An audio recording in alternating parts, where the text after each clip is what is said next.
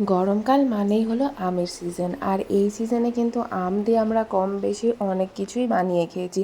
মানে শুধু আম খাওয়া বলো বা আমের ডেজার্ট বলো, অনেক কিছু বানানো হয়েছে। তো আজকে ভাবলাম যে আম দিয়ে কেন না একটু অন্যরকম কিছু বানানো যাক।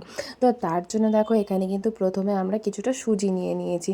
তো তোমরা কিন্তু চাইলে এইভাবেও বানাতে পারো, মানে আমরা এটাকে ব্লেন্ড করে নিচ্ছি, কিন্তু তোমরা কিন্তু যদি চাও তাহলে এটাকে ব্লেন্ড নাও করতে পারো, কোনো অসুবিধে নেই।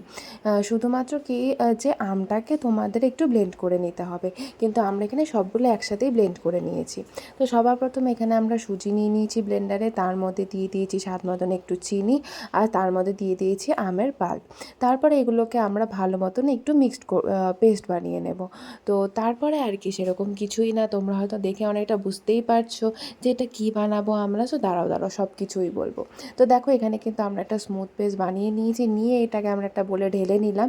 আর তারপরে না এর মধ্যে আমরা একটু হালকা হাতে ক্রাশ করে একটু মৌরি দিয়ে দেবো, দিয়ে ভালো মতন মিক্সড করে নিয়ে তারপরে এগুলোকে আমরা ডিপ ফ্রাই করব। তো তোমরা হয়তো এতক্ষণে বুঝতেই পেরে গিয়েছো যে আজকে কিন্তু আমরা এই আম দিয়ে আমের মালপোয়া বানালাম। তো এটা কিন্তু আমি আগে কোনো দিনই ট্রাই করিনি, আজকে প্রথম ট্রাই করলাম। আর সত্যি কথা বলতে আমার কিন্তু বেশ ভালোই লেগেছে। তো এখানে দেখো আমরা কিন্তু এটাকে ভালো মতন ফ্রাই করে নিচ্ছি, আর দেখো কি সুন্দর হয়েছে। আর এটার গন্ধটাও যেরকম ভালো হয়েছিল, খেতেও কিন্তু দারুণ টেস্টি হয়েছিল, মানে পুরো আমের ফ্লেভার হলে যেরকম হয়।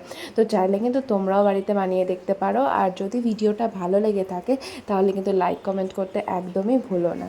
চলো বাই।